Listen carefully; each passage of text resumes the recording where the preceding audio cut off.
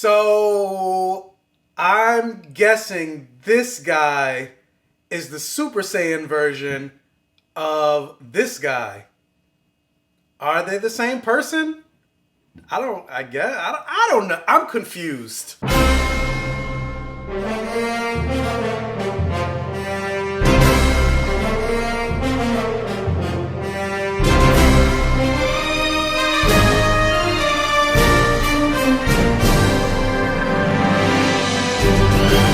Final Fantasy VII Remake is an updated version of the very popular JRPG that came out for PlayStation 1 in 1997 called Final Fantasy VII. And for the longest time, ever since I've been playing video games, I've always been hearing that Final Fantasy VII is one of the best in the entire Final Fantasy series. Fans have been calling and screaming from the rooftops for them to be a remake as graphics and gameplay has improved of Final Fantasy. And finally, in 2020, we have that remake in Final Fantasy VII, the remake. Now, me personally, I've never played Final Fantasy VII. The first time I actually jumped into the Final Fantasy world was with Final Fantasy X. When people were talking about Final Fantasy VII, I had no frame of reference. And so finally, when this game came out, I was like, okay, now I can finally see what all the hype is about regarding Final Fantasy VII. And well, does this remake live up to all the hype that everybody's been raving about for the last 20 plus years? Well, let's talk. And so before I jump right into it, let me just say the story for Final Fantasy VII, for those of you that perhaps don't know, is in this world there's this thing called Mako, which is the lifeblood of the entire planet, which is called Midgar, which is their version of Earth. And there's this company called the Shinra Electric Company that is exploiting and draining the lifeblood of the Mako for the purposes of powering the city and providing a better life for everyone. But because they're doing that, they are literally depleting the planet of its life energy. And so you have this group of ragtag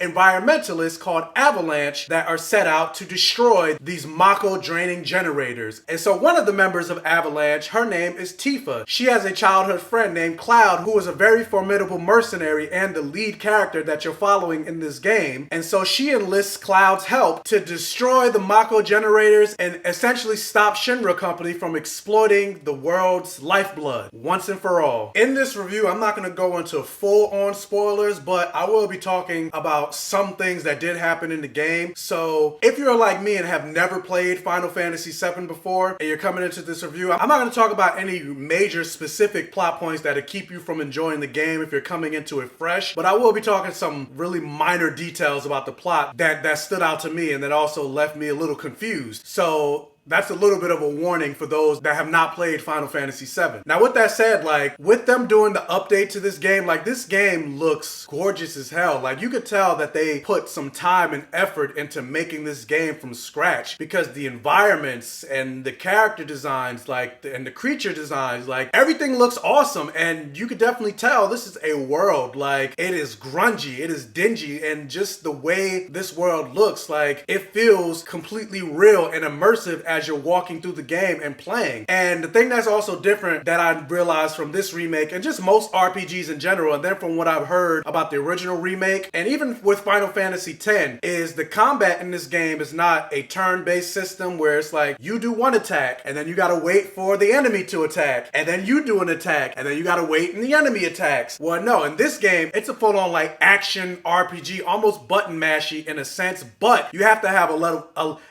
level of strategy when you're playing because, like I mentioned in my synopsis for this game, you are following a ragtag group of environmentalists that are trying to take out the Shinra Corporation. And so because of that, you're in control of essentially a max of 3 characters. Characters that you're controlling switch from time to time based on the purposes of the story, but because of that, you have to switch between each character because certain characters have certain abilities that you want to utilize, or maybe a certain character got injured and you want to quickly heal them, or you want to give that character more defense. And it sounds complicated at first, and in some ways it is because you have to juggle between all these different characters. I feel like the learning curve and getting the combat pretty much down to a T is pretty easy. And by the time you get to the end of the game, you don't even really think about juggling through these characters and switching combat. Like, there are certain instances where you'll pick a character and start a move, and before that character even finishes his move, you're already playing as another character to execute another move, and then you're just going back and forth and just being basically fluid with the combat. Like, I really enjoyed the combat system in this game. And despite not having played the original, I still played enough RPGs where I know a turn-based system. So I could probably pretty confidently say the updated combat system is far superior to the original in that sense. With that said though, like, I feel kind of weird and a little unqualified reviewing this game, mostly because, not just because I haven't played the original, because I don't necessarily think you have to play the original to judge a brand new property, because that's what this is. This is a brand new property, and so I'm judging the new property and not the original property. But the reason I feel unqualified is because the way they made this game is they took just a small sliver of the original game and they took it and basically expanded it out to make it one game. Almost kind of like what they did with Harry Potter and the Deathly Hallows,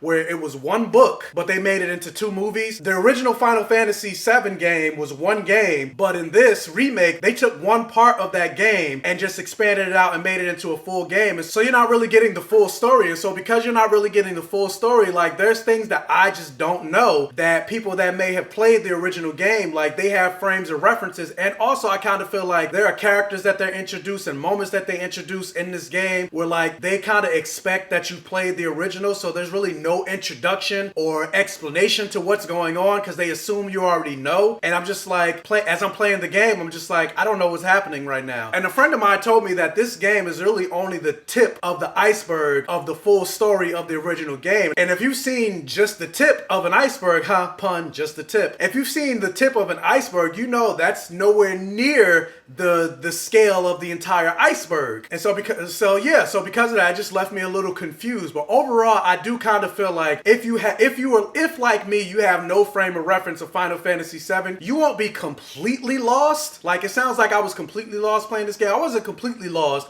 There were just certain things that left me going like, what? Like, for example, the moment that I showed in the beginning where I was like, are these two the same characters? Like, they introduced this character and they don't really give any explanation, and more than likely it's not going to get explained into the next game, but you're still left like, what is that? And then also I kind of feel like the story goes a little bit all over the place. Like, it's more of a story, it's basically a story of climate change and fighting large corporations, and it's a sci-fi story, but then through that they introduce these Dementor looking like creatures, and then instead of dealing with the Shinra Corporation, you're fighting these arbiters of fate, and you're dealing with changing destiny and altering destiny and the wheel of fate and all this other stuff. And I'm just like, well, where the hell did this come from? And it seemed like the game just completely took a left turn just out of nowhere, and I'm just like, huh? And so again, because you're not really getting the full story, I'm just like, I don't know what's happening. And they have this character named Sephiroth, who really all they say is an enemy of Cloud, but they don't say why he's an enemy of Cloud, and you end up fighting him, but you don't know why you're fighting him. And I'm just like, okay, I don't know what's happening. And then that was also an overall thing, like, so because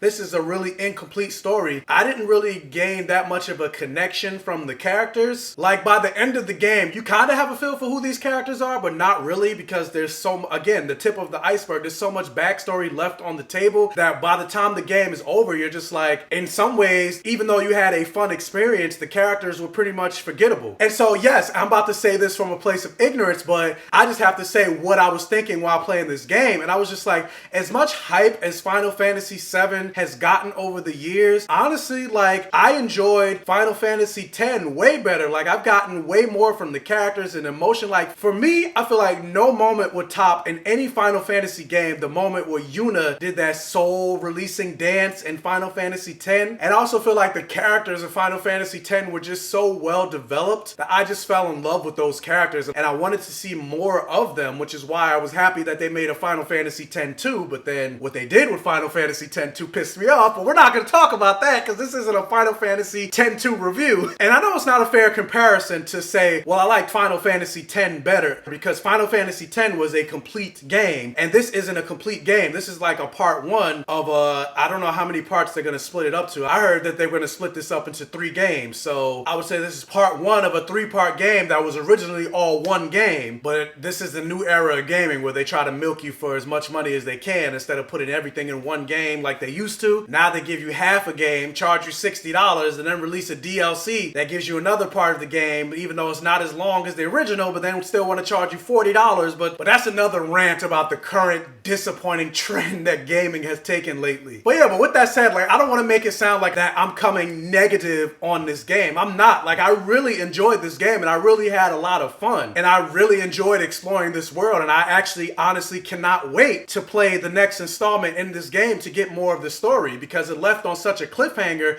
and I want to know more. But because it was such an unexplained cliffhanger, when the game was over, I did felt like I was missing something. Like, I felt hollow by the end of the game, but I still really enjoyed it overall. Like I said, this review is weird because, again, I'm speaking from a place of ignorance, and there's just things that I just don't know, and I won't know them until I finish the rest of the story when the rest of the game comes out, or I somehow buy a PlayStation 1 and go back and play the original game, which I'm not gonna do.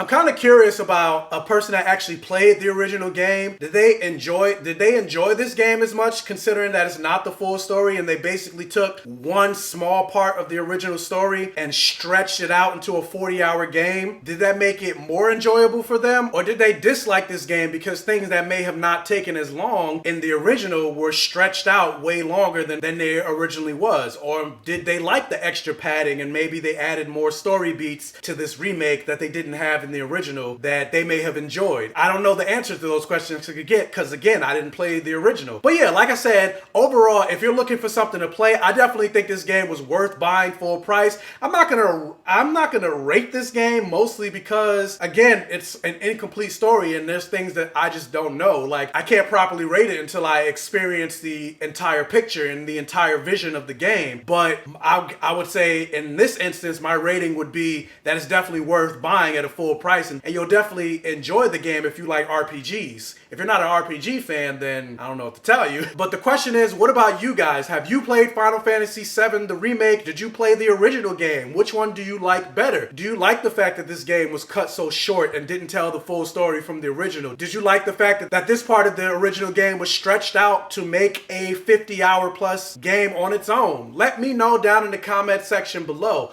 Also, if you can't hit that thumbs up button and like this video, it'll really help out the channel. And if this is your first time watching one of my videos, please check out the other videos on my channel. And if you like what you see, please subscribe for more and hit that bell notification button so you're alerted every single time I post a new video. And tell your friends, families, and neighbors about my channel to help me continue to grow. And as always, I'll catch you guys next time.